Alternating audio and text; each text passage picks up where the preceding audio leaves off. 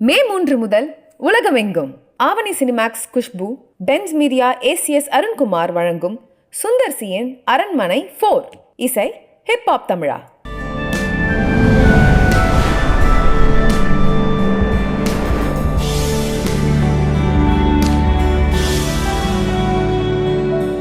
எப்படியாவது ஒரு நடிகராக ஆக வேண்டும் அப்படின்ற ஆசையில் சென்னையில் அடியெடுத்து வைத்தவர் தான் கதாசிரியர் பாலமுருகன். சென்னையில் அடியெடுத்து வைத்தவுடனே அறிஞர் அண்ணாவை சந்திக்கக்கூடிய வாய்ப்பு அவருக்கு கிடைத்தது. அறிஞர் அண்ணாவோடு சந்திரோதயம் நாடகத்திலே இணைந்து நடிக்கக்கூடிய வாய்ப்பும் அவருக்கு கிடைச்சது.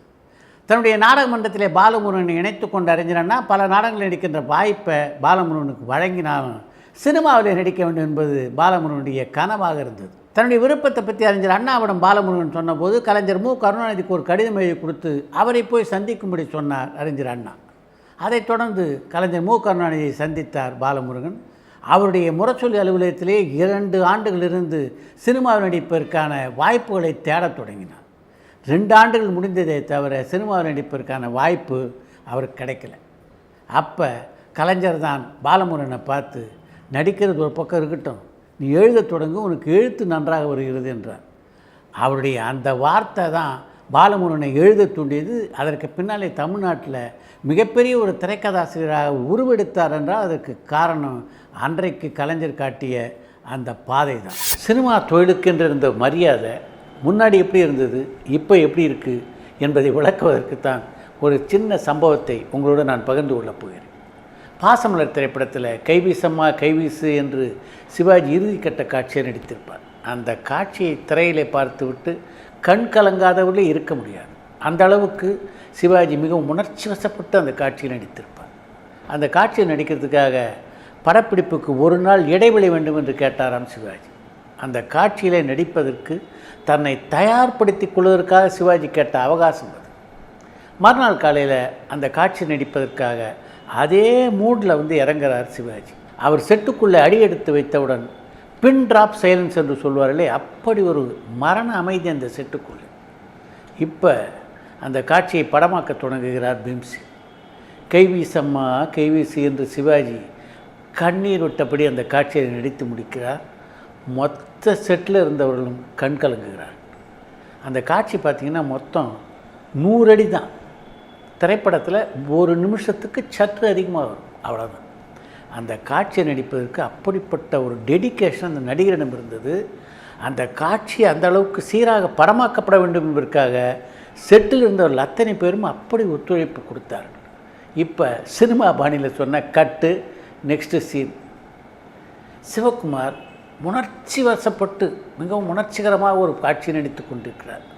10 அடி தூரத்தில் அதே சீரியலில் நடித்து கொண்டிருக்கிற இன்னொரு பெண் டெலிஃபோனில் கத்தி எப்படி இருக்கார். இப்படி பக்கத்துலேயே ஒரு பெண் கத்திக்கிட்டு இருந்தால் எப்படி உணர்ச்சி பூர்வமாக ஒரு காட்சியை நடிக்க முடியும்? சிவகுமார் அந்த சின்ன பெண்கிட்ட, ஏம்மா இவ்வளோ உணர்ச்சி வசப்பட்டு நடிச்சுக்கிட்டு இருக்கேன், கொஞ்சம் அமைதியாக இருக்கக்கூடாதா என்று கேட்கிறார்.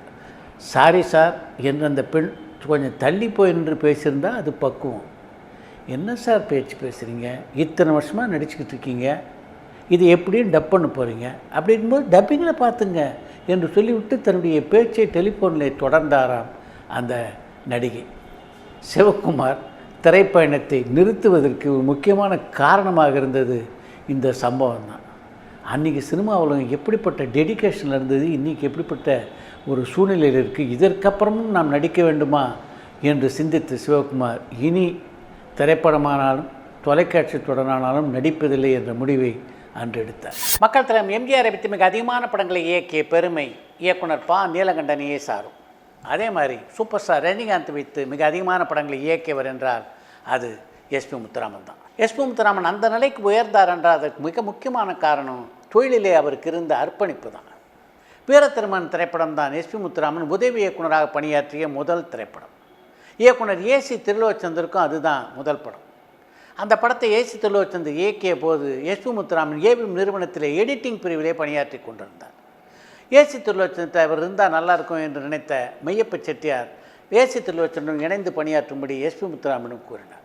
அதற்கு பின்னால் ஏவிஎம் நிறுவனத்திலே ஏசி திருலோச்சந்தர் எத்தனை படங்களை இயக்கினாரோ அத்தனை படங்களிலும் எஸ்பி முத்துராமன் தான் அவருக்கு உதவியாளராக இருந்தார். இந்த காலகட்டத்தில் ஏசி திருலோச்சந்தர் ஒரு மிகப்பெரிய இயக்குனராக உயர்ந்தார். அதன் காரணமாக வெளியிலிருந்து பல பட அழைப்புகள் அவருக்கு வந்தன. அந்த அழைப்புகளை எல்லாம் ஏற்றுக்கொள்வதற்கு முன்னால் ஏபி மெய்யப்ப செட்டியாரை சந்தித்து ஏசி திருலோச்சந்தர், வெளியில் பல பட வாய்ப்புகள் எனக்கு வருது, நான் டைரக்ட் பண்ண ஒத்துக்கலான் இருக்கேன், உங்களுடைய அனுமதி தேவை என்று மெய்யப்ப செட்டியாரிடம் கேட்டார். தாராளமாக போப்பா, நீ வளரணும் இல்லை என்று அவருக்கு ஆசை கூறினார் மெய்யப்ப செட்டியார். அப்போ இன்னொரு கோரிக்கையும் ஏசி திருலோச்சந்தர் வைத்தார். என் கூட எஸ்பி முத்துராமனையும் கூட்டிகிட்டு போகலான் இருக்கேன்னு. வேணாம்ப்பா, நீ போ, எஸ்பி முத்துராமன் இங்கேயே இருக்கட்டும் என்றார். எஸ்பி முத்துராமன் எவ்வளவு கடுமையான உழைப்பாளியாக இருந்தால் தன்னுடனே அவர் இருக்க வேண்டும் என்று மெய்யப்ப செட்டியார் விரும்பியிருப்பார். இதில் இன்னொரு முக்கியமான விஷயத்தை உங்களோடு பகிர்ந்து கொள்ள வேண்டும் என்று நான் விரும்புகிறேன். இப்போ ஏசி திருலோச்சந்தர் வெளியில் படத்தை இயக்க போயிட்டார். வெளிப்படங்களை இயக்க போன அந்த செட்டில் ஏசி திருலோச்சந்தர் அடிக்கடி உச்சரித்த பெயர் தெரியுமா? எஸ்பி முத்துராமன் தான். ஏதாவது ஒரு விஷயம் வேணால் முத்துராமன் என்று கூப்பிடுவார். இந்த செய்தி எஸ்பி முத்துராமன் வந்தடைந்த போது தன்னுடைய குருநாதர் தம் மேலே எந்த அளவு நம்பிக்கை வைத்திருக்கிறார் என்று பெருமிதப்பட்டார் எஸ்பி முத்துராமன். அவர் பெருமிதப்பட்டது வேறு விஷயம். ஆனால் எஸ்பி முத்துராமன் எந்த அளவு உழைப்பாளியாக இருந்தால் அந்த அளவுக்கு அந்த இயக்குனருடைய மனதிலே அவர் பதிந்திருப்பார். நான் இந்த நிகழ்ச்சியில் பதிவு செய்ய விரும்பிய விஷயம்னா அதுதான். தமிழ் சினிமாவிலும் எத்தனையோ இரட்டையர்களை சந்தித்திருக்கிறது என்றாலும் அந்த இரட்டையர்களில் மிகவும் வித்தியாசமான இரட்டையர்கள்னால் அது எம்எஸ் விஸ்வநாதனும் ராமமூர்த்தியும் தான். எம்எஸ் விஸ்வநாதனுக்கு முதலாக திரைப்படத்திலே இசையமைக்கின்ற வாய்ப்பு வந்தபோது ராமமூர்த்தியை தன்னோடு இணைத்து கொள்ள வேண்டும் என்று பெரிதும் ஆசைப்பட்டவர் எம்எஸ் விஸ்வநாதன் தான். முதல்ல அந்த வாய்ப்பை ஏற்றுக்கொள்வதற்கு கூட ராமமூர்த்தி தயங்கினார் என்பதுதான் உண்மை. இப்போ பல படங்களில் வயலின் வாசிச்சிட்ருக்கேன், உங்கள் கூடவே இணைந்து பல படங்களில் நான் பணியாற்றிக்கிட்டு இருக்கேன், நீங்கள் நல்ல சம்பளம் தரீங்க, இதுக்கு மேலே எனக்கு என்ன வேணும், நாம் எதுக்கு 2 பேரும் சேர்ந்து இசையமைக்கணும், இப்படியே இருந்துறேனே என்றார் ராமமூர்த்தி. ஆனால் எம்எஸ் விஸ்வநாதன் அப்படி அவர் அனுமதிக்கலை. நீங்கள் என் கூட இருந்தாக வேண்டும் என்று வலியை அவரை அழைத்து கொண்டு வந்தார். அவர்கள் இருவரும் இணைந்ததற்கு பின்னாலே முதல்ல எம்எஸ் விஸ்வநாதனுடைய பெயரும் அதற்கு பின்னாலே ராமமூர்த்தி பெயரும் வந்ததுக்கு காரணம் கூட பார்த்திங்கன்னா அவர்கள் இல்லை, என்எஸ் கிருஷ்ணன். எம்எஸ் விஸ்வநாதன்ட்ட அவர் தான் சொன்னார், நீ இளையவன், உன் பின்னாடி ராமமூர்த்தி நின்றார்னா உன்னை அவர் தாங்கி பிடிச்சிக்குவார், அதனால் முதல்ல உன் பேர் இருக்கட்டும், உன் பின்னால் உன்னை தாங்கி பிடிக்கிற மாதிரி ராமமூர்த்தியுடைய பெயர் இருக்கட்டும் என்றார். அப்படி இணைந்திருந்தவர்கள் தமிழ் சினிமாவிலே சாதித்த சாதனைகள் ஏராளம். தமிழ் சினிமா ரசிகர்கள் இன்றும் கொண்டாடுகின்ற பல நூற்றுக்கணக்கான பாடல்களை தந்தவர்கள் அவர்கள். அப்படிப்பட்ட அருமையான அந்த இசை ஜோடியின் மீது யார் கண் பட்டதோ 1000ல் ஒருவன் திரைப்படத்துக்கு பின்னாலே அவர்கள் இணைந்து பணியாற்றுவதில்லை என்ற முடிவு எடுத்தார்கள்.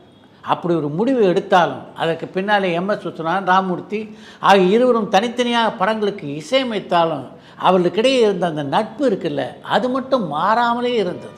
அப்படி மாறாமல் இருந்த காரணத்தினால்தான் 30 வருடங்களுக்கு பின்னாலே அவள் மீண்டும் இணைந்தார்கள். மீண்டும் இணைந்து ஒரு திரைப்படத்துக்கு இசையமைத்தார்கள். அந்த படம் வெற்றியா தோல்வியா என்பது அடுத்த விஷயம். ஆனால் 30 வருட இடைவெளிக்கு பின்னாலேயும் சேர வேண்டும் அப்படின்ற எண்ணம் அவளுக்குள்ளே இருந்தது. அங்கே தான் அந்த ஜோடியை நான் வித்தியாசமான ஜோடியாக பார்க்கிறேன்.